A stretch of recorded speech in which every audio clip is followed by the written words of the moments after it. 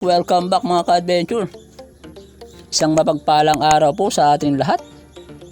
At kung bago ka pa lang po sa channel ko at nag-enjoy ka, huwag mo naman kalimutang i-subscribe at pakihit na rin po ang ating notification bell para lagi po kayong updated sa ating gagawing mga adventures kagaya nito. At kung nagustuhan nyo naman po pakihit na rin po yung like o mag-comment or share. Welcome back ulit mga ka-adventures. Panibagong araw, panibagong adventure po tayo.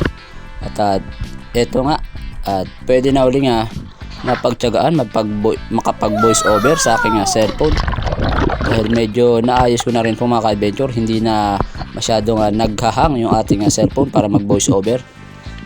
At dito sa unang dive ko, sa unang spot ko dito malapit sa isla, sa may backlad. Kaya lang medyo malabo ang visibility at wala masyadong agos, kaya wala tayong pwedeng maging target. Kaya ang ginawa ko dito, nakailang dive lang ako mga ka-adventure, lumipat na ako ng panibagong spot.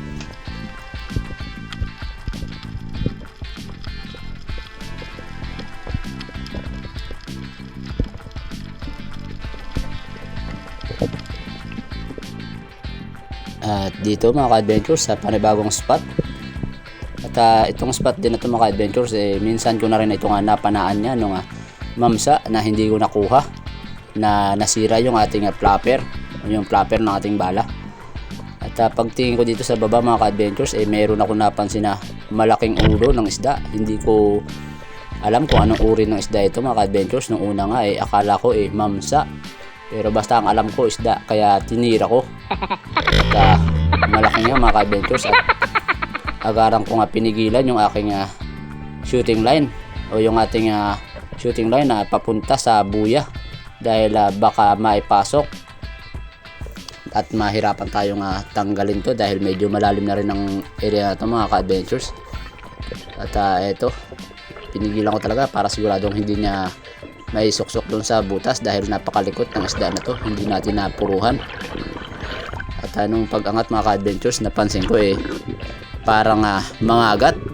Kaya lang napapansin kong hindi siya pure na mga agat, dahil nakikita ko na madilaw yung mga palikpik niya. At ang isda na ito pala mga ka-adventures, nag-research ako sa Google na mag-anak din siya ng snapper, black bass snapper o black snapper mga ka-adventures. At nung nadala ko yan sa palengke mga ka-adventures, nagtatalo kami nung mga tao sa palengke. Sabi nila daw kanlay.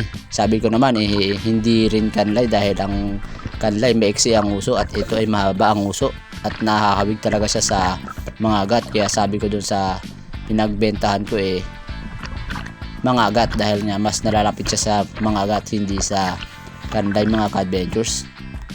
At ang isda pala na ito mga ka-adventures, mas common siya sa brackish water o sa naghahalo tubig alat at tubig tabang mga ka-adventures. Dito sa purong dagat o sa tubig alat madalang. Kaya nagulat ako na meron pa rin pala nito dito sa spot kung saan ako madalas namamana. At unlock mga ka-adventures, new species sa aking record mga ka-adventures. Kaya iba ang saya ko dito nung nalaman ko na bagong species to mga ka-adventures sa aking mga napana na uri ng isda. At ang buong kala ko dito mga ka-adventures nasa 3 kilo lang siya. Yun pala nasa 5 kilo at kalahati siya nung tinimbang na mga ka-adventures.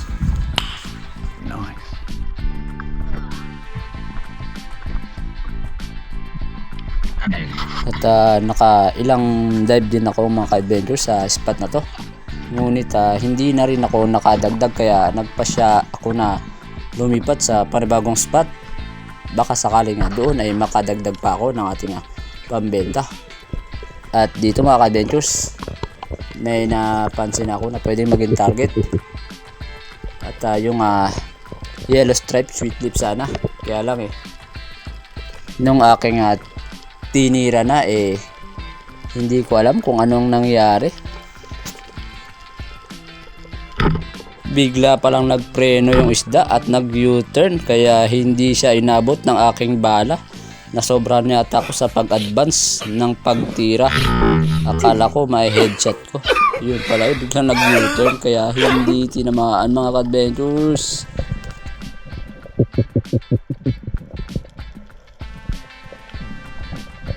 Move on tayo mga ka-adventure. At tsaga-tsaga pa rin kahit medyo malabo yung spot na nalipatan natin. At dito may napansin akong grupo ng ilak, kaya lang napakailap naman, napakabibilis kumilos. Kaya napakahirap tumarget lalo pang ganito napakalapad ng ating pana. Ang hirap ipanghabol sa isda. Mabuti na lang na-timingan ko. Kaya eto, nakapitas tayo ng isang pirasong ilak mga ka-adventures. At na-spine shot pa nga mga ka-adventures. Kaya sigurado na ang ating pangalawang isda. At nakailang dive din ako mga ka-adventures. At ang nangyari pa nga bumitaw yung tali ng ating goma, ng ating kicker na goma mga ka-adventures. Kaya kung mapapansin nyo yung kulay dilaw lang yung ating goma na naka-load. At dito mga ka-adventures, meron akong hinihintay na bumalik at yung mga bluefin trevally. At namili ako ng mas malaki sa grupo mga ka-adventures. Mabuti na lang hindi ganun kailap yung mga isda na ito. At napalapit ko at nabigyan ng magandang distansya dahil medyo mahina na nga yung power ng ating goma. Mabuti na lang inabot at na-spine shot siya mga ka-adventures, kaya hindi na masyadong nakapanlaban.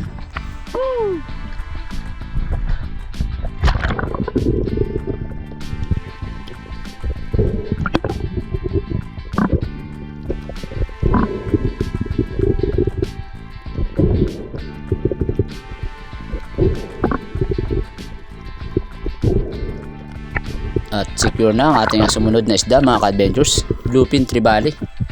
At tumimbang din pala ito ng 3 kilo at 3/4 mga ka-adventures. Ayos na ayos na.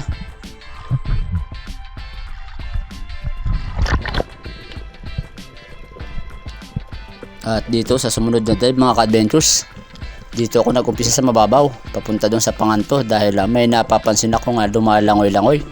At ang pagkakaalam ko marble grouper. Yun pala isang uri ng popper fish o butete mga ka-adventures. Na-scam ako kaya nag-ambush na lang muna ako. Baka sakaling mayroon pa mapadaan na pwede natin maging target o matira mga ka-adventures. At dito sa may bandang ibaba niya nung pagdungaw ko may butas pala, kaya tiningnan ko at nag-fish call. Baka sakaling may lumabas na curious na isda at ating matira. At naghintay ng ilang segundo mga ka-adventures, baka sakaling may lumabas, ngunit wala pa rin. Kaya nung pag-ahon ko dyan nagpahinga na ako at para makakain kami dahil tanghali na rin mga ka-adventures, nakakagutom na. Walang ulo natin mga ka-adventures, tanghali na, pasado na alas 12. Ilak na lang yung ating ulamin. Kilawin natin yan mga ka-adventures. At pagtapos yun mga ka-adventures hindi na ako nakapag video dahil itinarge ko na yung ating camera dahil malulobat na. At nang pagtapos namin kumain at nakapagpahinga na rin agaran ko binalikan yung spot na aking huling sinisiran dahil may napapansin ako sa ibaba na mga pwede maging target.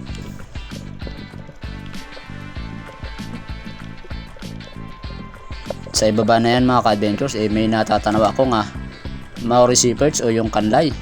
Meron ding mga oriental sweet lips. Meron ding ilak mga ka-adventures, kaya inihintay ko o nagbabakasakali ako na may kung anong lumapit sa pwedeng maging target mga ka-adventures at maipandagdag sa ating maipangbebenta at ating pang-ulam syempre. At naikabit na rin pala natin mga ka-adventures yung goma natin na kicker.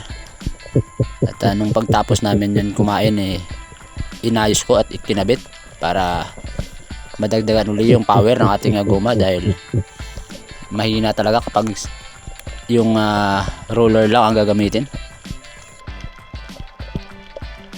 At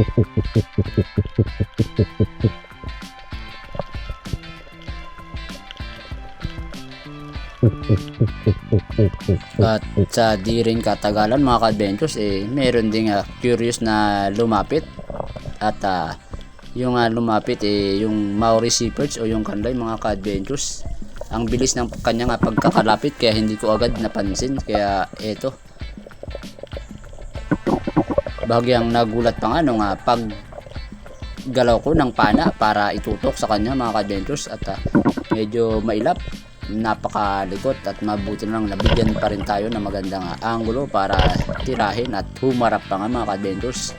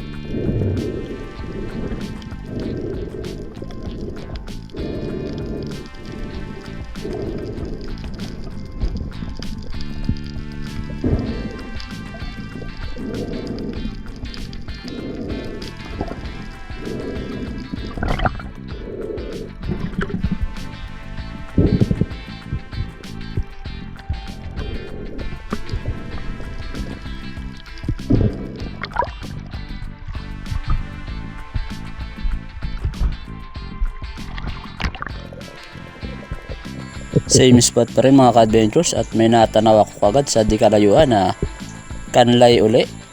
Kaya inabangan ko ito, baka sakaling lumapit. Ang mga isda pala dito mga ka-adventures hindi mo madadaan sa dive bomb dahil pag nag-dive bomb ka madali nilang makita at madali silang magtago sa butas. Kaya ang lagi kong ginagawa dito pag may napansin akong isda sa ibaba at nag-aambush na ako para hintayin na lumapit kung sakali mang lalapit. At eto nga, tinatimingan ko na lang at para mabigyan ng magandang patama mga ka-adventures.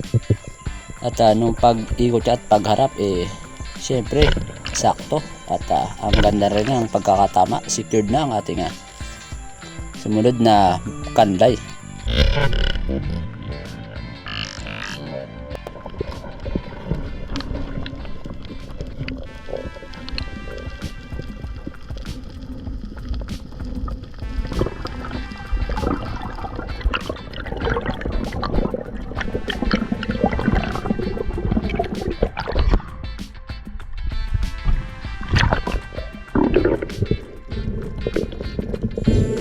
Ang spot pala na ito mga ka-adventures bihira ko lang mapuntahan dahil kapag habagat at tig-amihan napakalakas dito. Kaya hindi ko masyadong napupuntahan dahil maliit lang din yung aking bangka na ginagamit.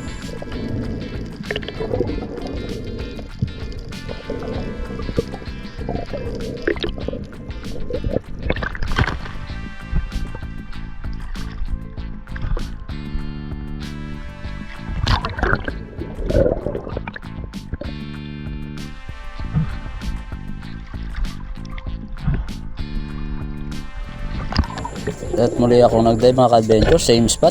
At bago ko lang na-open yung camera, panibagong target, bluefin trevally mga ka-adventures. Good size na rin kaya kinuha ko na.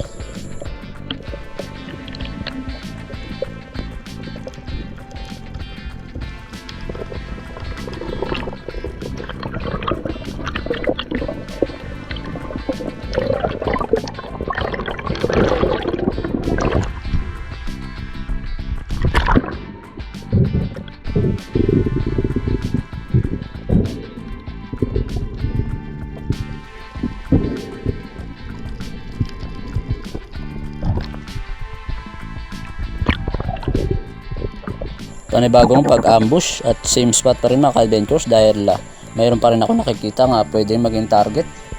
At isang bluefin trevally uli, siguro ito yung kasama ng natira natin bluefin kanina mga ka-adventures.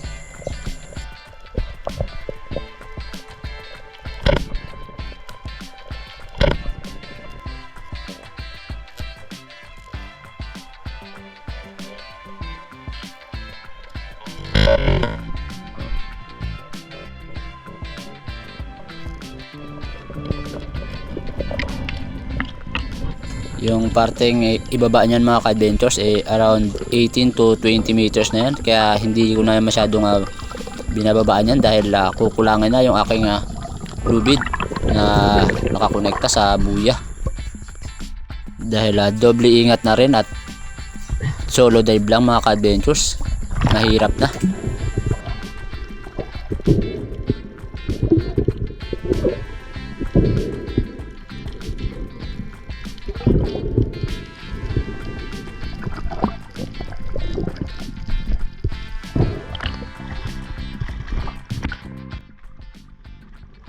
At dinala ko na muna sa bangka yung isda na mga nahuli ko, at ayun, nahirapan mga si Apot na iangat yung mga isda dahil mabigat na daw.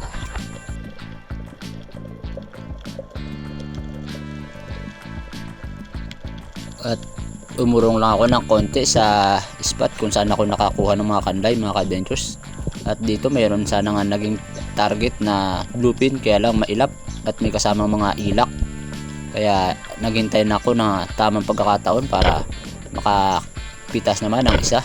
At eto na nga, nakapitas tayo ng isa mga ka-adventures, isang ilak o basi drummer. Marami sana ang ilak dito sa spot na to, kaya lang hindi ko ugali na mag-harvest ng ilak dahil nga halos dive ko nasasayang lang, dahil hindi nga ako basta makatira dahil napakalikot ng isdang ito. Kaya mas gusto ko pa na mag-target na lang ng ibang isda dahil mas may kasiguraduhan pa kaysa mag-hunting ako ng ilak. Pero kung wala talagang ibang isda sa spot na to, mapipilitan ako pagtiyagaan na mag-harvest ng ilak o basi drummer mga ka-adventure. Nang sa ganun meron ako maiuwi na pambenta at pang-ulam. Katulad na lang nito mga ka-adventures, ang hirap i-target kaya hindi kaagad ako nakakalabit, at dyan lang yan sila paikot-ikot sa bandang ibaba, kaya lang out of range, hindi pa aabuti ng bala. Isa pa, napakalikot talaga ng isdang ito mga ka-adventures, napakahirap mag-target lock.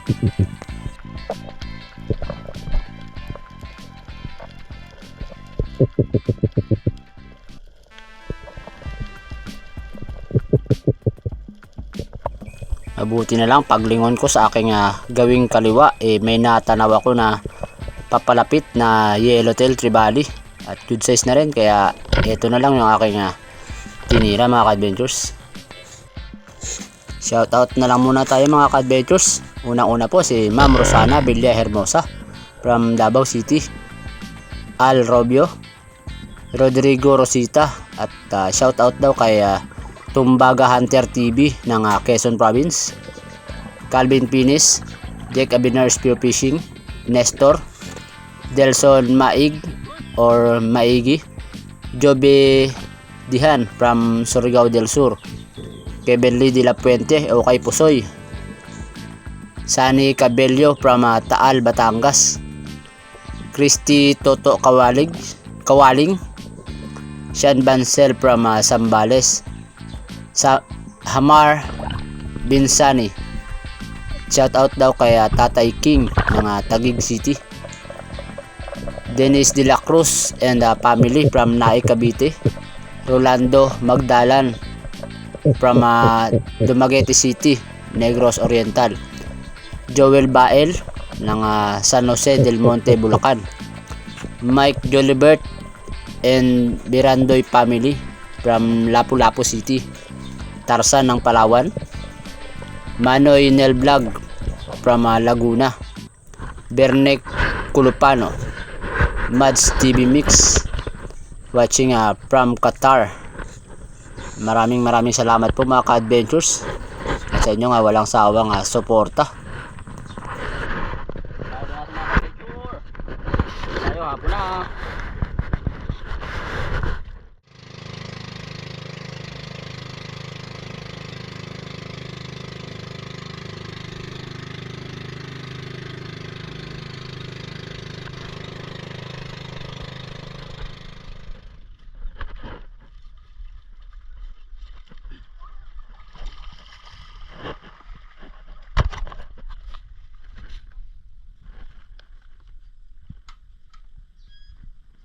natin sa palengke mga ka-adventure. Mga agat natin na malaki. Hindi natin natulak kung malaki ba yan. Dadali na natin sa palengke. Wala, hindi ko nabanggit sa kanya. Sabi ng isang tindero dyan sa palengke mga ka-adventures inasawa daw ng kanlay yung mga agat, kaya ganyan ang itsura ng black bass. Mukha siya nga mga agat at dilaw ang mga palikpik. Yung talakit ko kasi na 3/4 binili na ni Kagawad Ano si Buki.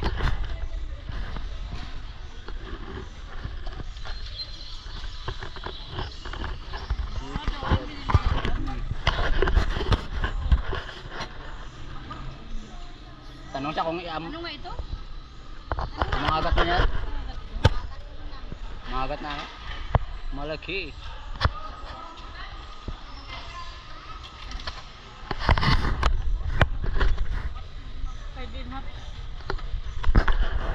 Bigat pala talaga yan. Expected ko lang kanina 3 kilo. Hindi daw malaman kung mangagat o kanlay kasi dilaw nga naman yung palikpik niya. Ito kinita natin mga ka-adventure. Yung dinala natin sa palengke umabot na nga 10 kilo sa 150 per kilo, kaya kumita ng 1.5. Yun doon sa playa kanina yung ating talakitok, hindi ko na nabidyohan. Yung malaki nating talakitok is 3.3/4 bumenta ng 560, kaya bali naka 2,060 tayo. Yung 100 mga ka-adventure ipinanggasolina ko na sa ating motor. Yung 60 ibinili na namin ng merienda dahil nakakagutom ng mga ka-adventure. Itong natira mga ka-adventure, yan, may pagbibigyan tayo mga ka-adventure, tapos yung iba ulam na natin.